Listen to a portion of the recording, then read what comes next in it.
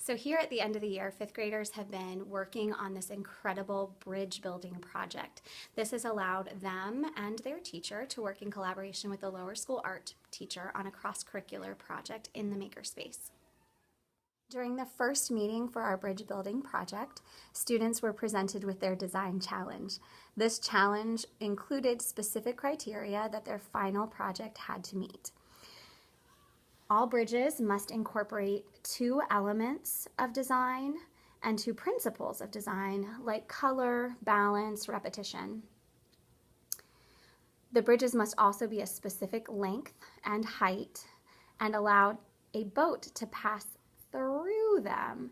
So the students have to work together to design a bridge that incorporates ideas from both partners and also must have some kind of drawbridge mechanism.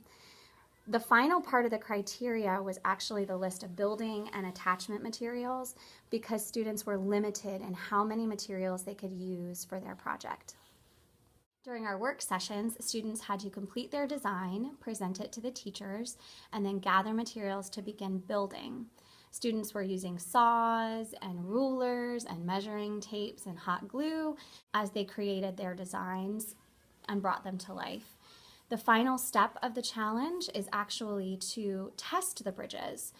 Do they allow a car to drive over them smoothly? Can they open to allow a boat to pass through them?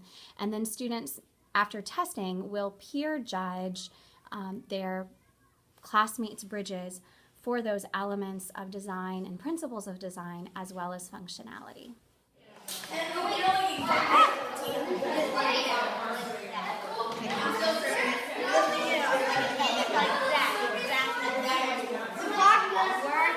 We're trying for fun.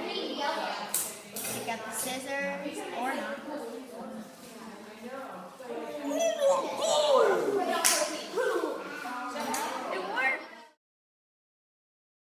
The other fifth grade class also completed a bridge project this year.